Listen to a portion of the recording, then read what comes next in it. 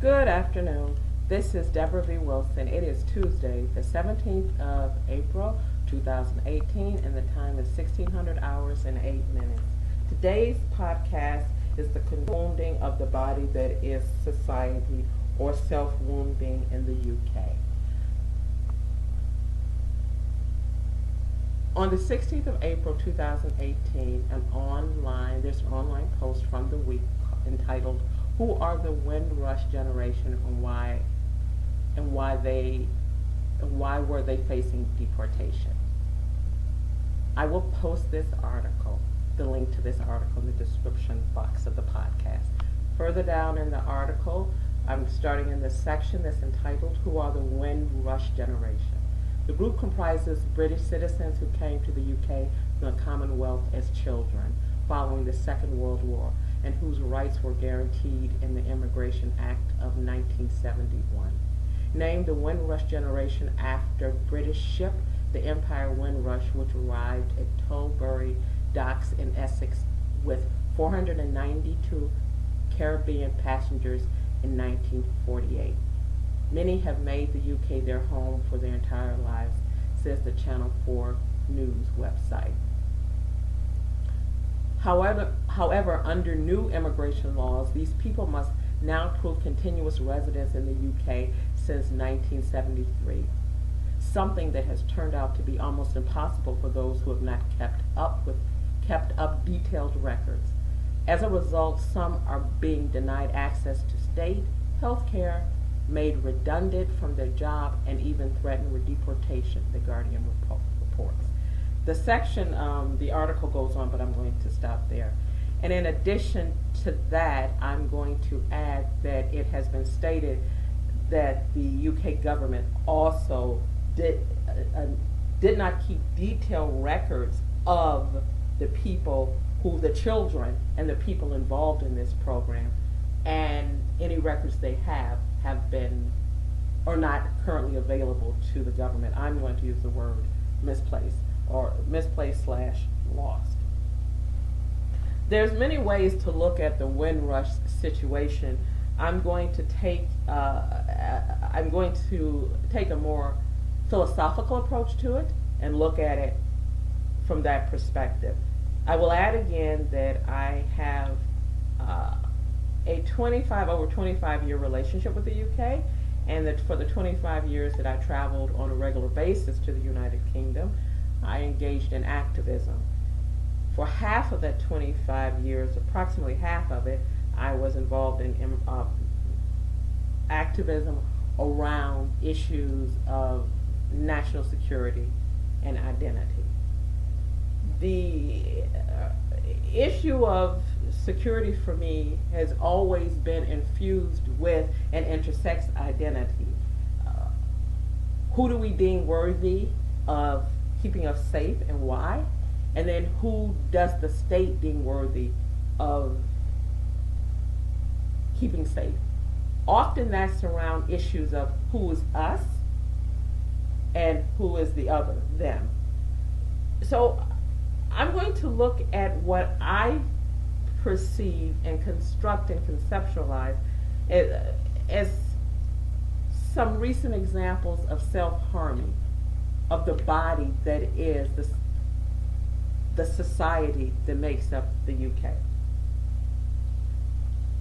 I look at, in part, reaction to the Brexit, the outcome is self-harming.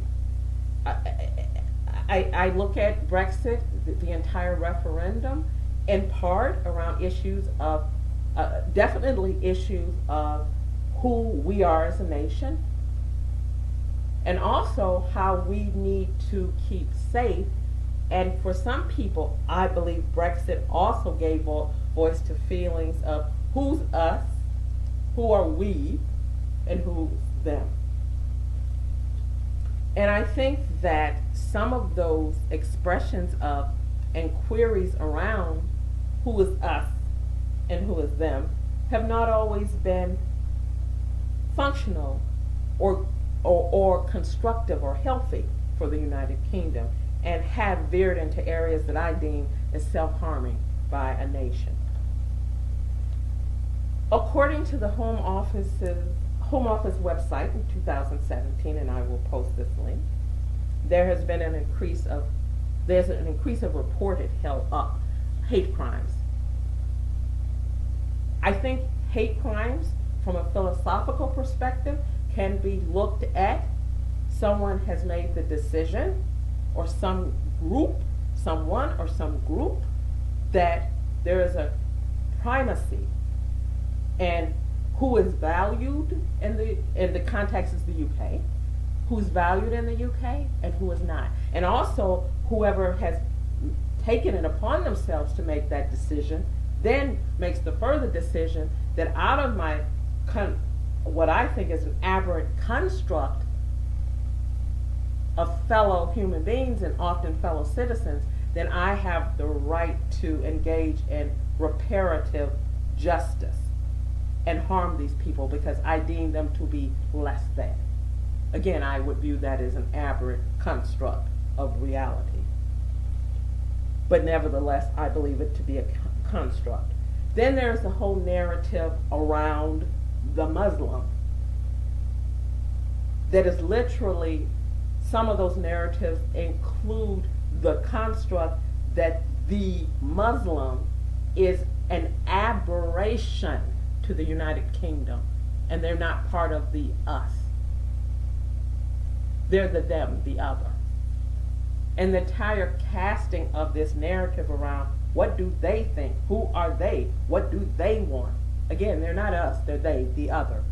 I think it certainly can be a very healthy exercise to make sure all the parts of the body that are society, that make up the body that is society, are connected and engaging with each other in a healthy way. I think that can be quite a productive conversation.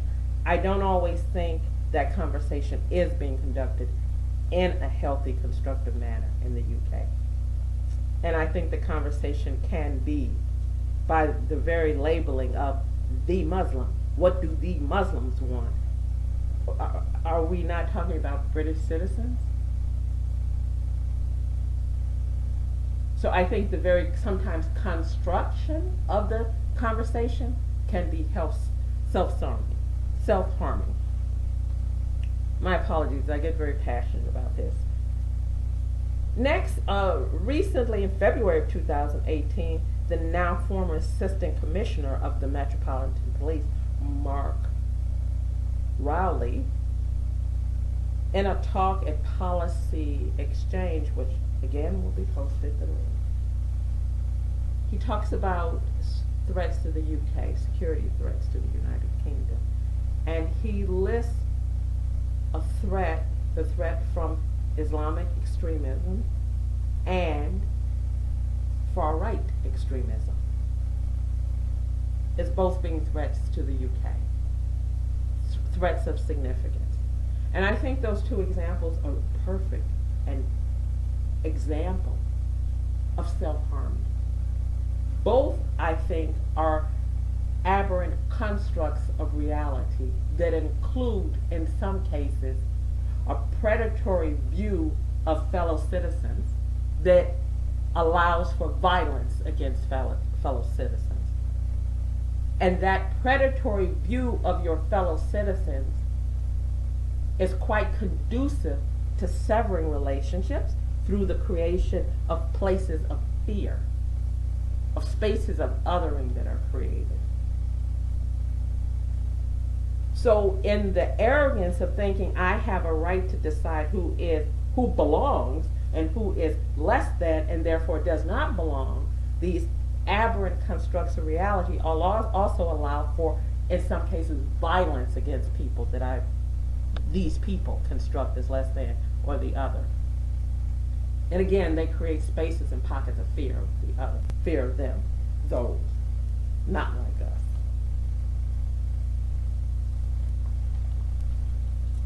Then I look at the Windrush situation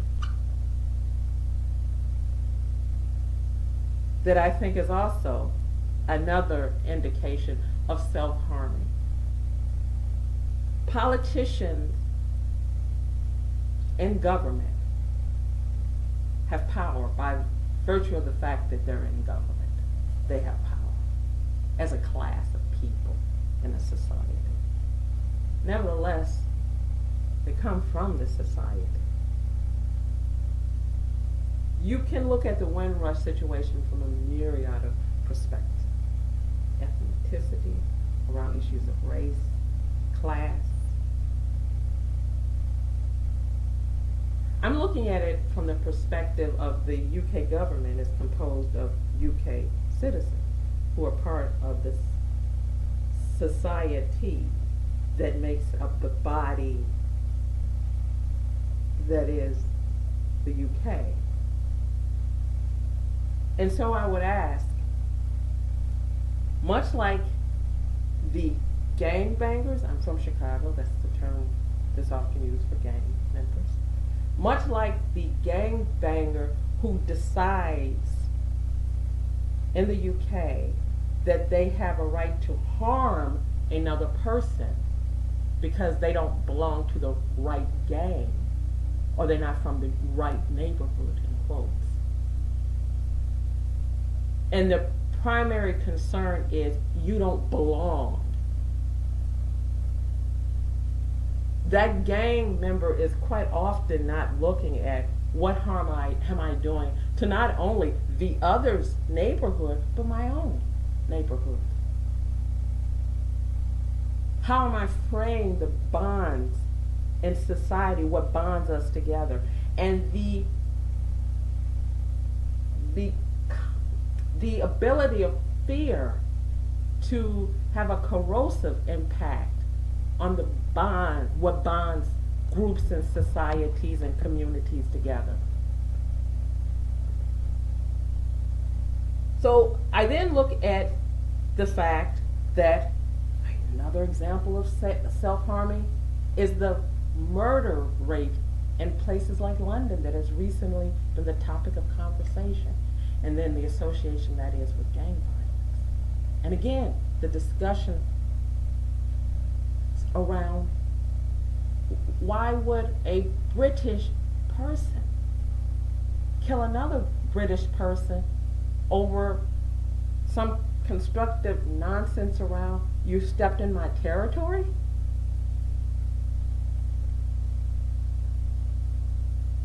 So then I would ask, why would elected officials, and in the UK they tend to be very educated people, and people in the government with responsibilities who make decisions tend to be very educated people.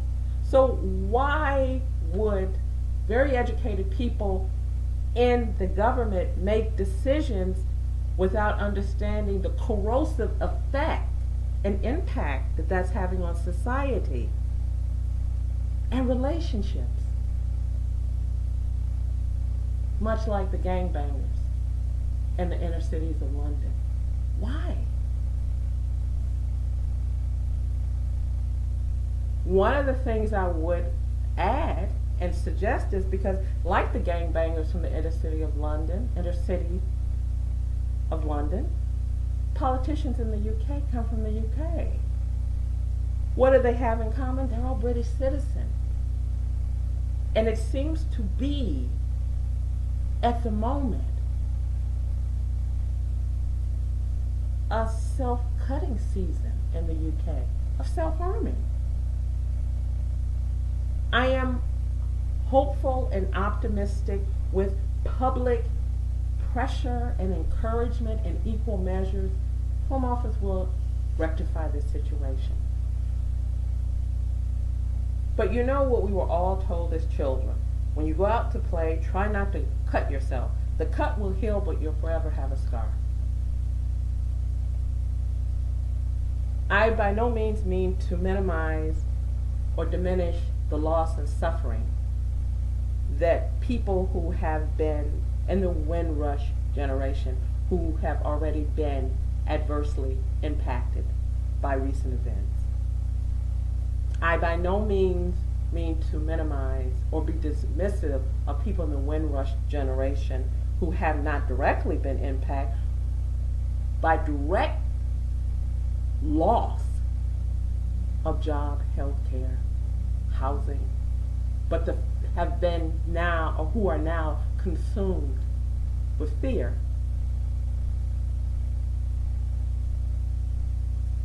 But I will say that I think eventually this will have a solution. But I will then go on to say, what are the scars left behind? Just like the person that survives the knife attack in London from the gangbanger. What are the scars that are left behind? And once a person has had their life threatened with a stabbing, they've said themselves that the way in which they feel about who and what they are and how they position themselves and move through London. So this will be corrected. I am optimistic that this will be corrected. But what scars will be left behind? And why would the gangbanger and elected politicians equally seek to self-harm the body that they encompass and are a part of, and that's Britain. It's the UK.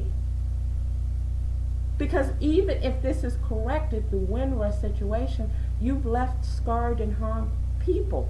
What about the relationship with some members of the Commonwealth and the Caribbean nations? I'm very glad to hear that Theresa May is now meeting with them.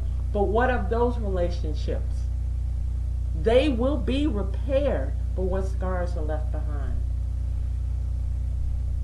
What about the EU nationals that I now read are now concerned? Those scars and fraying of relationships have begun. I don't have an answer, but I have a question. And the question is, why has the self-harming, the cutting season in the UK taken root? And what can be done about it? This is Debra V. Wilson. Again, it's Tuesday, the 17th of April, 2018, and the time is now 1600 hours and 25 minutes, and that's GMT -6. Thank you.